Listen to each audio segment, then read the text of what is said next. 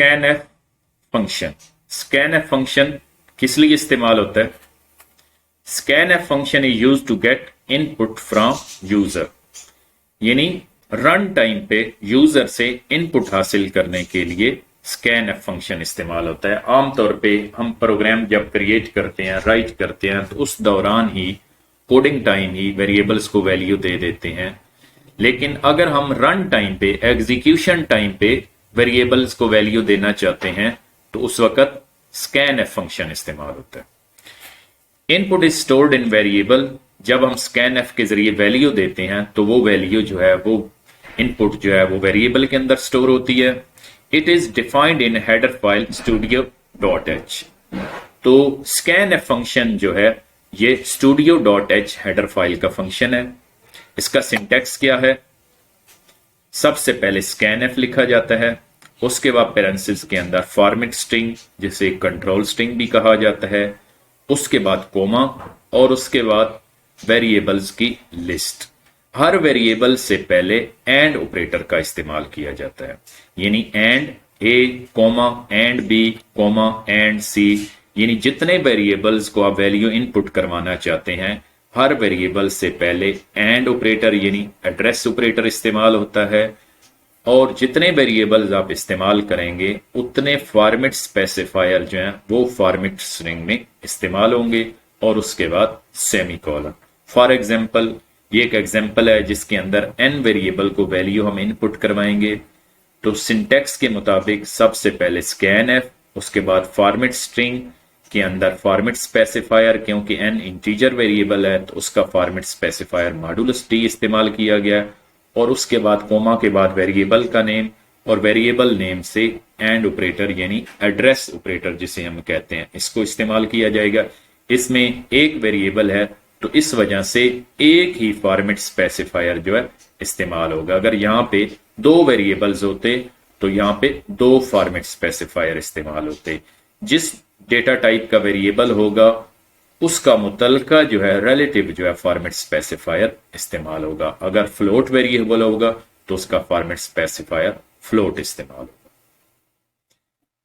इस एग्जांपल के अंदर देखते हैं कि सबसे पहले स्कैनएफ, उसके बाद मॉडुलस टी, उसके बाद वेरिएबल नेम n, और उससे पहले एड्रेस ऑपरेटर एंड का इस्तेमाल किया गया। मॉडुलस डी फॉर्मेट स्पेसिफायर है जो इंटीजर वेरिएबल के लिए इस्तेमाल होता है। उसके बाद n जो है ये वेरिएबल है, n से पहले जो है एड्रेस ऑपरेटर जिसे एंड ऑपरेटर हम कहते हैं वो इस्तेमाल किया गया। ये एक एड्रेस ऑपरेटर कहलाता है स्कैनएफ के अंदर। And indicates memory location of variable where value is stored. Variable से पहले हम एड्रेस ऑपरेटर यानी एंड ऑपरेटर को क्यों इस्तेमाल करते हैं? ये एक एड्रेस ऑपरेटर होता है, ये इंडिकेट करता है कि ये रैम के अंदर वैल्यू कहां पर स्टोर करवानी है। And operator, address operator is place before variable name. Variable के नेम से पहले स्कैनएफ के अंदर एड्रेस ऑपरेटर का इस्तेमाल करना मस्ट है। अगर आप वेरिएबल से पहले एड्रेस ऑपरेटर का इस्तेमाल नहीं करते तो प्रोग्राम कंपाइल तो हो जाएगा, लेकिन जब एग्जीक्यूट होगा और आप वैल्यू इंसर्ट करेंगे तो उस वक्त रन टाइम एरर आ जाएगा, क्योंकि वैल्यू को लोकेशन नहीं मिलेगी कि कहां पर वैल्यू को स्टोर करवाना है। इंटीजर वैल्यू के कैसे इस्तेमाल करते हैं स्कैनएफ के अंदर? अगर हम इंटीजर वैल्यू को वैल्यू इनपुट करना चाहते हैं, सबसे पहले हम वेरिएबल को डिक्लेयर करेंगे इंट ए, उसके बाद स्कैनएफ मॉडुलस टी, उसके बाद एंड ए। तो ए जो है ये एक इंटीजर वेरिएबल है तो इसलिए इसका फॉर्मेट स्पेसिफायर हम मॉडुलस टी इस्तेमाल करेंगे, और वेरिएबल के नेम से पहले एंड ऑपरेटर यानी एड्रेस ऑपरेटर जो है वो लाजमन इस्तेमाल करना है। तो सिंगल इंटीजर वेरिएबल को कैसे वैल्यू इनपुट करवाते हैं, यानी उसे कैसे स्कैनएफ में इस्तेमाल करते हैं, तो आइए एग्जांपल से देखते हैं। तो सबसे पहले तो वेरिएबल को डिक्लेयर करवाना है इंट ए, उसके बाद स्कैनएफ, स्कैनएफ के बाद फॉर्मेट स्ट्रिंग, फॉर्मेट स्ट्रिंग के अंदर फॉर्मेट स्पेसिफायर इस्तेमाल करेंगे, उसके बाद कोमा इंसर्ट करेंगे, और उसके बाद वेरिएबल नेम। वेरिएबल के नेम से पहले एड्रेस ऑपरेटर इस्तेमाल करना है, और उसके बाद सेमीकोलन। जब ये लाइन एग्जीक्यूट होगी तो ये हमसे ए वेरिएबल की इनपुट मांगेगी, यानी हम ए वेरिएबल को इनपुट दे सकते हैं। इसको एग्जीक्यूट करते हैं जी। ये आप देख सकते हैं कर्सर ब्लिंक हो रहा है। तो अब हम कीबोर्ड से कोई भी वैल्यू इंसर्ट करेंगे, एंटर करेंगे, तो वो ए इंटीजर वेरिएबल के अंदर स्टोर हो जाएगी। उसके वैल्यू एंटर करने के बाद एंटर की प्रेस कर दो, तो इस तरह ये वैल्यू ए वेरिएबल के अंदर स्टोर हो चुकी है। अगर हम वैल्यू इनपुट करने से पहले यानी स्कैन एफ से एग्जीक्यूट करने से पहले हम कुछ टेक्स्ट प्रिंट करवाना चाहते हैं, तो फिर हम प्रिंट एफ का इस्तेमाल करेंगे। For example enter value. तो अब क्या होगा, पहले प्रिंट एफ स्टेटमेंट एग्जीक्यूट होगी, यानी स्क्रीन पे डिस्प्ले होगा एंटर वैल्यू। उसके बाद स्कैन एफ स्टेटमेंट एग्जीक्यूट होगी और ये हमसे ए वेरिएबल की वैल्यू मांगेगी। अब इसको दोबारा एग्जीक्यूट करते हैं, एंटर वैल्यू। ये मैसेज जो डिस्प्ले हो रहा है ये प्रिंट एफ स्टेटमेंट की वजह से हो रहा है, और आगे ये जो कर्सर ब्लिंक हो रहा है ये स्कैन एफ की वजह से हो रहा है कि यानी हमसे वैल्यू मांग रहा है, यानी ए वेरिएबल के लिए वैल्यू मांग रहा है। हमें कहा जा रहा है कि ए वेरिएबल की वैल्यू इनपुट करें। अब हम ए वेरिएबल की वैल्यू इनपुट करेंगे और उसके बाद एंटर करेंगे, तो ये ए वेरिएबल के अंदर स्टोर हो जाएगी, लेकिन स्क्रीन पे डिस्प्ले नहीं होगी क्योंकि अभी तक हमने प्रोग्राम के अंदर ए वेरिएबल की वैल्यू को प्रिंट नहीं करवाया। अगर हम प्रिंट करवाना चाहते हैं ए वेरिएबल की वैल्यू को, तो हमें लिखना होगा प्रिंट एफ फॉर्मेट स्ट्रिंग के अंदर हमें फॉर्मेट स्पेसिफायर मॉड्यूलस डी, क्योंकि ए वेरिएबल जो है वो इंटीजर वेरिएबल है। उसके बाद हमें वेरिएबल का नेम लिखना होगा ए और उसके बाद सेमीकोलन। तो प्रिंट एफ के अंदर वेरिएबल नेम से पहले एड्रेस ऑपरेटर का इस्तेमाल नहीं किया जाता, क्योंकि हमने वैल्यू को डिस्प्ले करवाना होता है जो ऑलरेडी वेरिएबल के अंदर स्टोर हो चुकी है, ना कि हमने वैल्यू को ए वेरिएबल में स्टोर करवाना है। हमने प्रिंट एफ के अंदर वेरिएबल की वैल्यू को डिस्प्ले करवाना होता है। तो अब जब हम प्रोग्राम को एग्जीक्यूट करेंगे तो पहले प्रिंट एफ की वजह से एंटर वैल्यू मैसेज प्रिंट होगा। उसके बाद स्कैन एफ स्टेटमेंट जब एग्जीक्यूट होगी तो हमसे ए के लिए वैल्यू मांगी जाएगी। उसके बाद हम वैल्यू एंटर करेंगे, तो फिर प्रिंट एफ स्टेटमेंट जब ये वाली एग्जीक्यूट होगी तो जो हमने वैल्यू इनपुट की थी ए वेरिएबल के अंदर वो डिस्प्ले होगी। तो आइए प्रोग्राम को दोबारा एग्जीक्यूट करते हैं।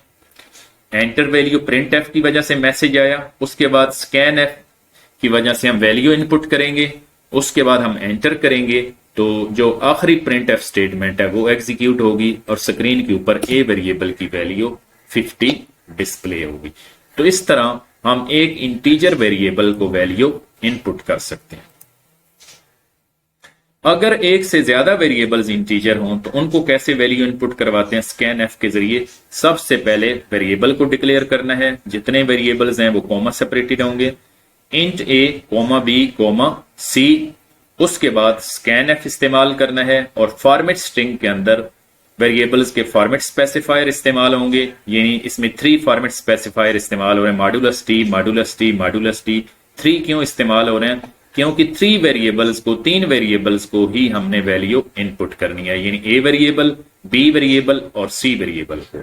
तो हर वेरिएबल से पहले एड्रेस ऑपरेटर का इस्तेमाल करना है, क्योंकि रैम के अंदर हर वेरिएबल अलहदा लोकेशन पर क्रिएट होता है, उसे अलहदा लोकेशन पर मेमोरी एलोकेट होती है, यानी हर वेरिएबल का मेमोरी एड्रेस जो है वो अलग होता है।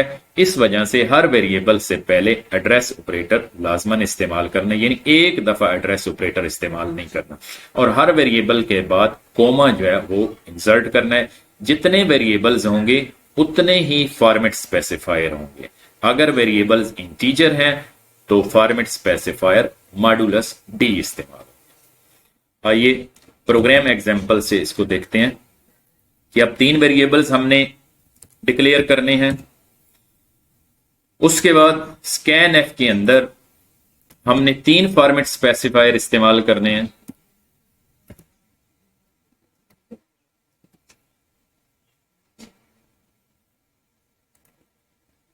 Coma and b comma and c.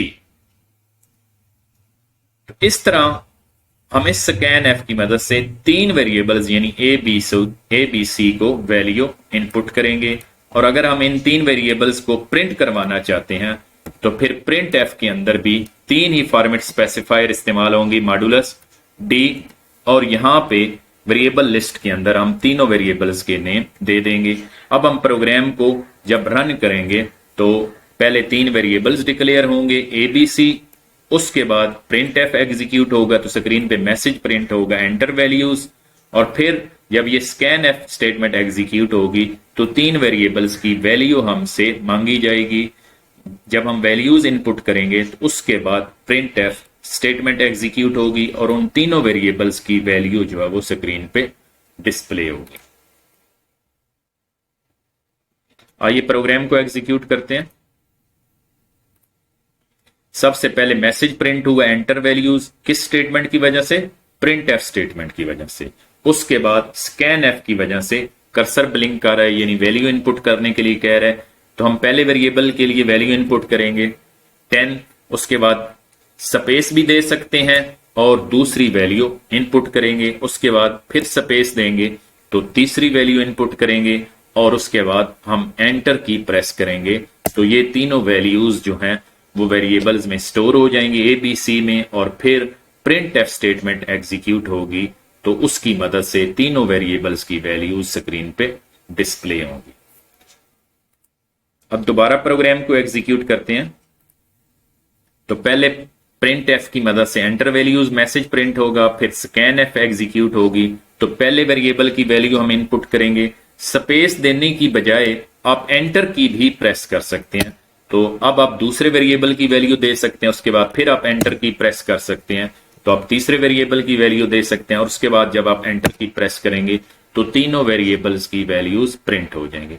यानी जब हम एक से ज्यादा वेरिएबल्स को वैल्यूज दे रहे हो तो हम पहली वैल्यू देने के बाद स्पेस की भी प्रेस कर सकते हैं और वैल्यू इंसर्ट कर सकते हैं, या पहली वैल्यू देने के बाद हम एंटर की प्रेस कर सकते हैं और दूसरी वैल्यू दे सकते हैं, फिर एंटर की प्रेस करके तीसरी वैल्यू दे सकते हैं। यानी स्पेस या एंटर की दोनों को इस्तेमाल कर सकते हैं नेक्स्ट वैल्यू को इंसर्ट करने के लिए। अगर हम फ्लोट वेरिएबल के अंदर वैल्यू इनपुट करना चाहते हैं तो फिर कैसे? सबसे पहले फ्लोट वेरिएबल डिक्लेयर करना है, उसके बाद स्कैन एफ फॉर्मेट स्ट्रिंग के अंदर मॉडुलस एफ फॉर्मेट स्पेसिफायर, और उसके बाद वेरिएबल ए, और उससे पहले एड्रेस ऑपरेटर जो है इसका लाजमन इस्तेमाल करना है, क्योंकि ए वेरिएबल जो है वो अब फ्लोट है तो इस वजह से उसका फॉर्मेट स्पेसिफायर मॉडुलस एफ इस्तेमाल करेंगे। अगर एक से ज्यादा वेरिएबल्स हो फ्लोट तो उनको कैसे डिक्लेयर करना है? सबसे पहले फ्लोट ए बी सी, इनके दरमियान कोमा होगा। अब इनकी वैल्यूज कैसे स्कैन होंगी, यानी वैल्यूज कैसे हम इनपुट करेंगे? स्कैन एफ, और उसके बाद फॉर्मेट स्ट्रिंग के अंदर 3 फॉर्मेट स्पेसिफायर इस्तेमाल होंगे, modulus F, modulus F, modulus F, और उसके बाद वेरिएबल लिस्ट में तीनों वेरिएबल्स के नाम हम देंगे और हर वेरिएबल से पहले एड्रेस ऑपरेटर लाजमन इस्तेमाल करेंगे। अब क्योंकि ए बी सी हमारे तीनों वेरिएबल्स जो हैं ये फ्लोट हैं तो इस वजह से फॉर्मेट स्ट्रिंग के अंदर इनका फॉर्मेट स्पेसिफायर जो वो मॉडुलस एफ इस्तेमाल करेंगे, और वेरिएबल्स क्योंकि 3 हैं तो इस वजह से 3 फॉर्मेट स्पेसिफायर ही इस्तेमाल करेंगे।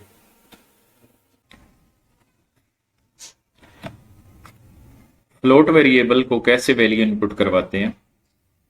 सबसे पहले फ्लोट वेरिएबल को डिक्लेयर करना है, उसके बाद print F enter value, screen पे मैसेज प्रिंट करवाने के लिए एंटर वैल्यू, उसके बाद स्कैन एफ के अंदर फॉर्मेट स्ट्रिंग के अंदर मॉडुलस एफ फॉर्मेट स्पेसिफायर इस्तेमाल करना है, उसके बाद वेरिएबल का नेम एड्रेस ऑपरेटर के साथ, और उसके बाद print F modulus F A. तो जब ये प्रोग्राम एग्जीक्यूट होगा तो प्रिंट एफ की वजह से स्क्रीन पे मैसेज प्रिंट होगा एंटर वैल्यू, उसके बाद scanf modulus F A statement की वजह से हमसे वैल्यू मांगेगा ए वेरिएबल की, क्योंकि ए वेरिएबल फ्लोट है तो इस वजह से यहाँ पे फॉर्मेट स्पेसिफायर मॉडुलस एफ इस्तेमाल हुआ है। उसके बाद जब print F statement last execute होगी तो स्क्रीन पे ए वेरिएबल की वैल्यू डिस्प्ले होगी। प्रोग्राम को एग्जीक्यूट करते हैं। तो सबसे पहले मैसेज प्रिंट हुआ एंटर वैल्यू, तो हम ए वेरिएबल की वैल्यू इंसर्ट करेंगे 2.50, या कोई भी फ्लोटिंग पॉइंट वैल्यू इंसर्ट करनी है।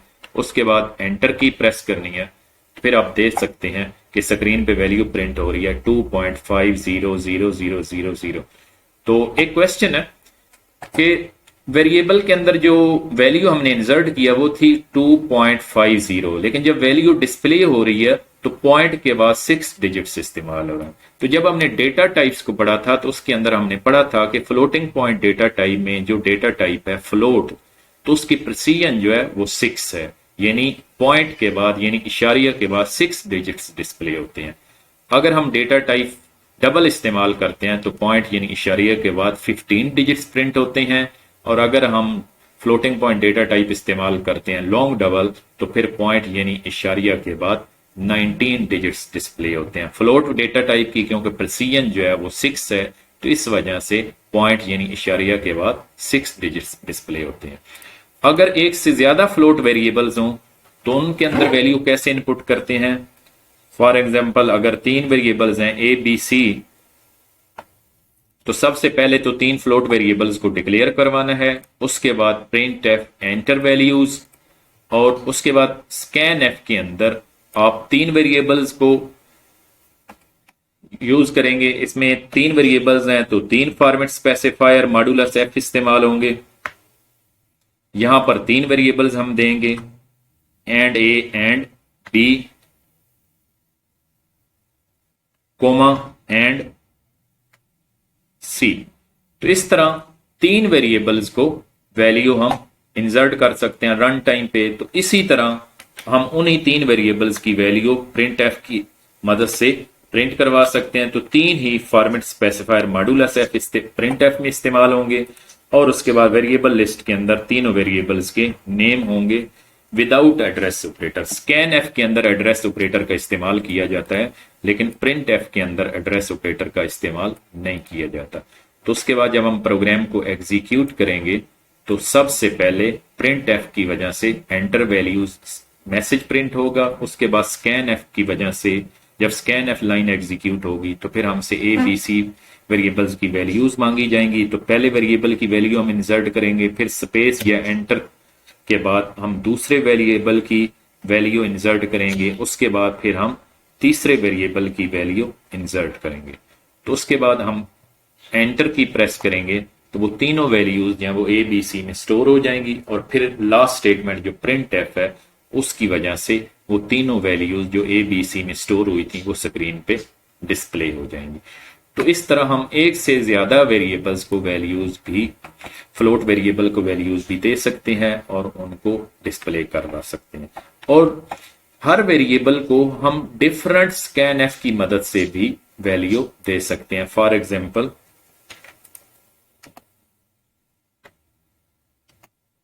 तो इस तरह हर वेरिएबल को, चाहे वो इंटीजर वेरिएबल है, चाहे वो फ्लोट वेरिएबल है, चाहे वो कैरेक्टर वेरिएबल है, तो अलग अलग स्कैन एफ की मदद से भी उनको वैल्यू दे सकते हैं। कैसे? तो यहां पे हम इस स्कैन एफ की मदद से सिर्फ हम ए वेरिएबल को वैल्यू इंसर्ट करेंगे, और दूसरी स्कैन एफ की मदद से हम सिर्फ बी वेरिएबल को वैल्यू इंसर्ट करेंगे, और तीसरी स्कैन एफ की मदद से हम सिर्फ सी वेरिएबल को वैल्यू इंसर्ट करेंगे। तो इस तरह अलग अलग स्कैन एफ इस्तेमाल करके भी हम इंटीजर वेरिएबल या फ्लोट वेरिएबल या कैरेक्टर स्ट्रिंग वेरिएबल्स को वैल्यू भी इंसर्ट कर सकते हैं, और इस तरह प्रिंट एफ की मदद से भी उन वेरिएबल्स को अलग अलग प्रिंट करवा सकते हैं। तो आइए इस प्रोग्राम को दोबारा एग्जीक्यूट करते हैं। तो सबसे पहले मैसेज प्रिंट होगा एंटर वैल्यू, हम पहले वेरिएबल की वैल्यू इंसर्ट करेंगे, उसके बाद एंटर। अब दूसरी स्कैन एफ स्टेटमेंट एग्जीक्यूट होगी, तो हम दूसरे वेरिएबल की वैल्यू इनपुट करेंगे, उसके बाद एंटर प्रेस करेंगे, तो फिर हम तीसरे वेरिएबल की वैल्यू इनपुट करेंगे। तो उसके बाद जब हम एंटर प्रेस करेंगे तो प्रिंट एफ की मदद से तीनों वैल्यूज जो हैं ए बी सी वेरिएबल की वैल्यूज डिस्प्ले होंगी। तो इस तरह आप देख सकते हैं कि हम अलग अलग भी स्कैन एफ की मदद से इंटीजर वेरिएबल या फ्लोट वेरिएबल या कैरेक्टर वेरिएबल या स्ट्रिंग वेरिएबल को भी वैल्यू इनपुट कर सकते हैं।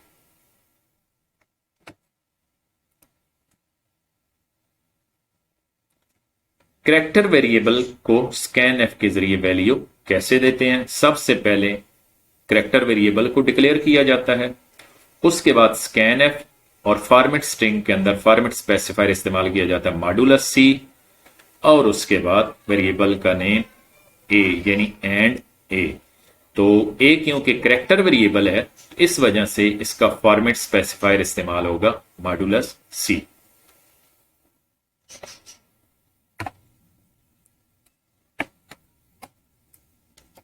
अब क्योंकि ए हमारा जो है करेक्टर वेरिएबल है, तो इसके लिए हम कीवर्ड इस्तेमाल करेंगे CHR, जिसे चार भी बोला जाता है और जिसे करेक्टर भी बोला जाता है। उसके बाद वेरिएबल का नेम आपकी मर्जी है, जो रख लें, मैं ए ही रख रहा हूं। उसके बाद आपने प्रिंट एफ स्टेटमेंट इस्तेमाल करनी है, जिसके जरिए मैसेज प्रिंट करवाना है, एंटर करेक्टर। उसके बाद स्कैन एफ, फॉर्मेट स्ट्रिंग के अंदर फॉर्मेट स्पेसिफायर इस्तेमाल करेंगे मॉडुलस सी, और उसके बाद वेरिएबल का नाम एड्रेस ऑपरेटर के साथ। फिर अगर हम इस करेक्टर को प्रिंट करवाना चाहते हैं तो प्रिंट एफ में हम फॉर्मेट स्ट्रिंग के अंदर मॉडुलस सी इस्तेमाल करेंगे, और उसके बाद वेरिएबल का नेम ए। तो जब हम इस प्रोग्राम को एग्जीक्यूट करेंगे तो सबसे पहले स्क्रीन पे मैसेज प्रिंट होगा एंटर करेक्टर। तो हम कीबोर्ड से कोई भी करेक्टर दे देंगे, फॉर एग्जांपल पी। तो जब एंटर की प्रेस करेंगे तो ये पी करेक्टर जो है ए वेरिएबल के अंदर स्टोर हो जाएगा, और उसके बाद प्रिंट एफ स्टेटमेंट की वजह से स्क्रीन पे डिस्प्ले हो जाएगा।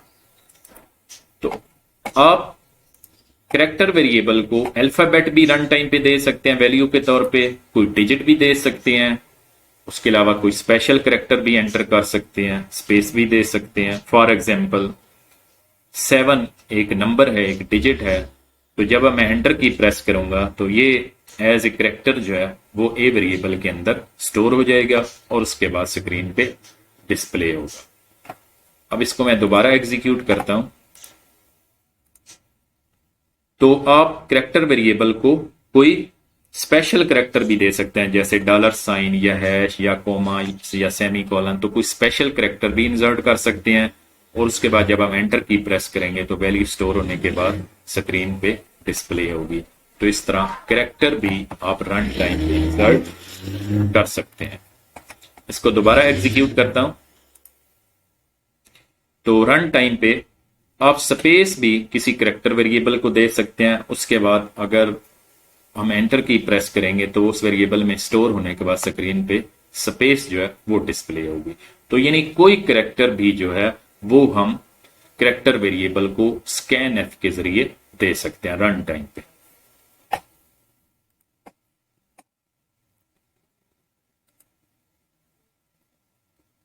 अगर एक से ज्यादा करेक्टर वेरिएबल्स हों तो उनको वैल्यूज कैसे देते हैं, सेम उसी तरह जैसे हम स्कैन एफ, जैसे हम इंटीजर वेरिएबल्स को दे रहे थे या फ्लोट वेरिएबल्स को, सबसे पहले एक से ज्यादा वेरिएबल्स को डिक्लेयर करवाना है। उसके बाद स्कैन एफ के जरिए उतने ही फॉर्मेट स्पेसिफायर इस्तेमाल करने हैं, और फिर वेरिएबल्स के नेम देने हैं जो कॉमा सेपरेटेड होंगे, और उनके स्टार्ट में एड्रेस ऑपरेटर देना। तो एग्जांपल से देखते हैं कि अगर एक से ज्यादा करेक्टर वेरिएबल हों तो उनको कैसे स्कैन करवाना है, उतने ही फॉर्मेट स्पेसिफायर इस्तेमाल करने हैं जितने आपके वेरिएबल्स होंगे। हमारे 3 वेरिएबल्स हैं करेक्टर, तो 3 ही फॉर्मेट स्पेसिफायर इस्तेमाल होंगे, और तीनों वेरिएबल्स के नेम जो है वो एड्रेस ऑपरेटर के साथ देने हैं। उसके बाद अगर इन वेरिएबल्स को हम प्रिंट करवाना चाहते हैं तो प्रिंट एफ के अंदर भी उतने ही फॉर्मेट स्पेसिफायर इस्तेमाल करेंगे, क्योंकि करेक्टर वेरिएबल हैं तो फॉर्मेट स्पेसिफायर मॉडुलस सी ही इस्तेमाल करेंगे, और वेरिएबल लिस्ट के अंदर तीनों वेरिएबल्स के नेम देंगे, लेकिन प्रिंट एफ के अंदर एड्रेस ऑपरेटर का इस्तेमाल नहीं करेंगे। उसके बाद जब प्रोग्राम को हम एग्जीक्यूट करेंगे, यहां पे एरर आ रहा है क्योंकि एक के बाद ब्रैकेट जो है वो क्लोज हो गई थी। तो इसको दोबारा कंपाइल एग्जीक्यूट करता हूं। तो ये देखिए कि सबसे पहले प्रिंट एफ की वजह से एंटर करेक्टर मैसेज प्रिंट होगा, फिर पहले वेरिएबल के लिए मैं करेक्टर दूंगा पी स्पेस, दूसरे वेरिएबल के लिए मैं करेक्टर दे रहा हूं हैश, फिर तीसरे वेरिएबल के लिए मैं करेक्टर दे रहा हूं जी कोमा, और उसके बाद एंटर की प्रेस करूंगा तो ये तीनों करेक्टर वैल्यूज जो है वो ए बी सी वेरिएबल के अंदर स्टोर हो जाएंगी, और फिर प्रिंट एफ की वजह से ये तीनों करेक्टर वैल्यू स्क्रीन पे डिस्प्ले होंगी। तो इस तरह आप देख सकते हैं कि एक से ज्यादा करेक्टर वेरिएबल्स को हम वैल्यूज दे सकते हैं स्कैन एफ की मदद से।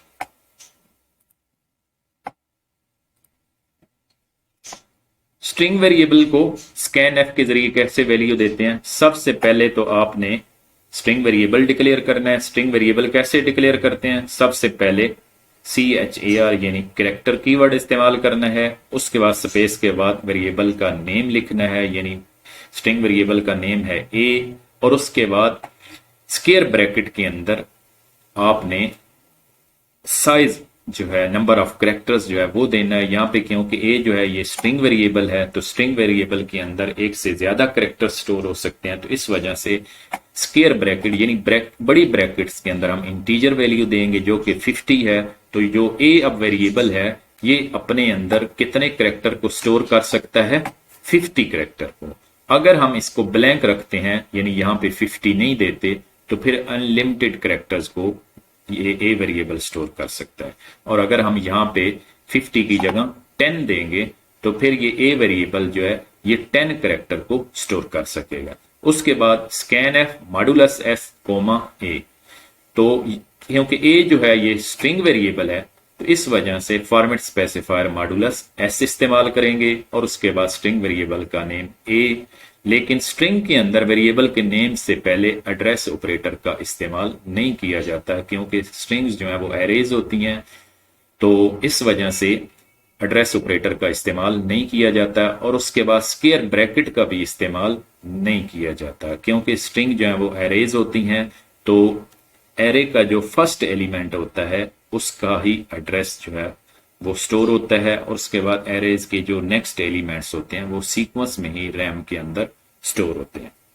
तो आइए प्रोग्राम की एग्जांपल से देखते हैं कि एरे वेरिएबल को स्ट्रिंग वेरिएबल को कैसे डिक्लेयर करते हैं। सबसे पहले तो आपने CHAR लिखना है, उसके बाद स्ट्रिंग वेरिएबल का नाम रखना है, फॉर एग्जाम्पल A या B या C या नेम जो भी। उसके बाद स्क्वायर ब्रैकेट के अंदर साइज देना है, नंबर ऑफ करेक्टर्स, यानी ये A वेरिएबल जो है वो कितने करेक्टर को स्टोर कर सकता है, मैंने दिया है 50। तो यहां पे आप मैसेज प्रिंट करवा दें एंटर स्ट्रिंग। उसके बाद स्कैन एफ के अंदर हम फॉर्मेट स्पेसिफायर इस्तेमाल करेंगे मॉडुलस S। तो उसके बाद वेरिएबल देना है, वेरिएबल के नेम से पहले एड्रेस ऑपरेटर नहीं देना और ना ही स्क्वायर ब्रैकेट्स देनी है। तो जब हम एग्जीक्यूट करेंगे तो रन टाइम पे हम A वेरिएबल को स्ट्रिंग की वैल्यू दे सकते हैं, यानी स्ट्रिंग इंसर्ट कर सकते हैं। उसके बाद अगर हम स्ट्रिंग को प्रिंट करवाना चाहते हैं तो यहां पर भी हम फॉर्मेट स्पेसिफायर मॉडुलस S इस्तेमाल करेंगे। तो यहां पर भी स्क्वायर ब्रैकेट का इस्तेमाल नहीं करना। जब हम इस प्रोग्राम को एग्जीक्यूट करेंगे तो स्क्रीन पे मैसेज प्रिंट होगा एंटर स्ट्रिंग, और उसके बाद स्कैन एफ जब एग्जीक्यूट होगा तो सॉरी यहाँ पे मॉडुलस D लिखा होगा, लिखना है मॉडुलस S। तो जब स्कैन एफ एग्जीक्यूट होगा तो हमसे स्ट्रिंग वैल्यू इनपुट मांगेगा, तो हम A वेरिएबल जो कि स्ट्रिंग है उसको हम स्ट्रिंग देंगे। स्ट्रिंग क्या होती है? Set of characters enclosed in double quotation, यानी एक से ज्यादा करेक्टर्स का सेट जो है वो स्ट्रिंग कहलाता है। तो उसके बाद हम क्या करेंगे, प्रिंट एफ की मदद से उस स्ट्रिंग को डिस्प्ले करवाएंगे स्क्रीन के ऊपर। तो आइए प्रोग्राम को कंपाइल एंड एग्जीक्यूट करते हैं। जो देखिए स्क्रीन पे मैसेज आ रहा है एंटर स्ट्रिंग। तो यहाँ पे आप स्ट्रिंग दे सकते हैं, यानी एक से ज्यादा कैरेक्टर्स का वर्ड देंगे। उसके बाद जब हम एंटर की प्रेस करेंगे तो ये देखिए कि वो स्ट्रिंग जो है वो स्क्रीन के ऊपर डिस्प्ले होगी। अब दोबारा प्रोग्राम को एग्जीक्यूट करते हैं। अब मैं एक ऐसी स्ट्रिंग एंटर करूंगा जो एक से ज्यादा वर्ड्स पर होगी, यानी वर्ड्स के दरमियान स्पेस होगी। तो फिर देखते हैं कि स्कैन है कैसे काम करता है। स्पेस इजाज स्पेस LAK, उसके बाद एंटर की प्रेस करता हूं तो आप देख रहे हैं स्क्रीन के ऊपर सिर्फ इजाज डिस्प्ले हो रहा है। तो यानी स्कैन एफ की मदद से हम क्या करते हैं, सिर्फ फर्स्ट वर्ड को ही यानी एक वर्ड को ही वेरिएबल के अंदर स्टोर कर सकते हैं, यानी स्पेस के बाद जो वर्ड होता है उसे हम स्टोर नहीं कर सकते। तो अगर हमने ऐसा वर्ड स्टोर करवाना हो जो एक से ज्यादा वर्ड्स पर हो, या ऐसा सेंटेंस स्टोर करवाना हो जिसमें एक से ज्यादा वर्ड्स हों, तो फिर हम गेट्स फंक्शन का इस्तेमाल करते हैं।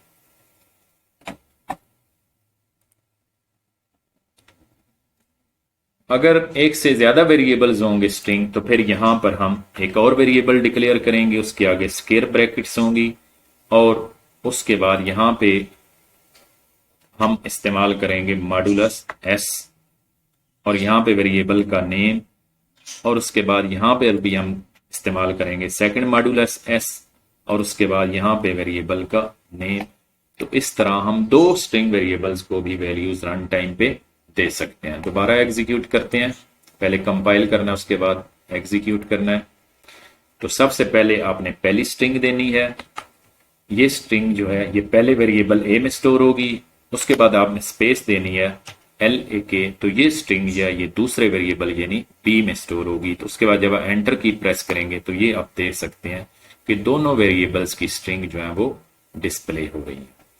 तो इस तरह आप एक से ज्यादा स्ट्रिंग वेरिएबल्स को डिक्लेयर भी कर सकते हैं, स्कैन की मदद से उनमें वैल्यूज भी इनपुट कर सकते हैं और एक से ज्यादा स्ट्रिंग वेरिएबल्स की वैल्यूज को स्क्रीन पे डिस्प्ले भी कर सकते हैं।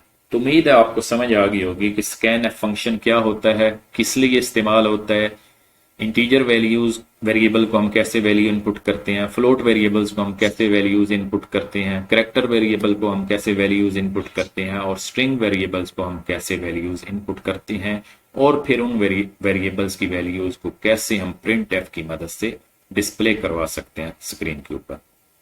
अस्सलाम वालेकुम, अल्लाह हाफिज।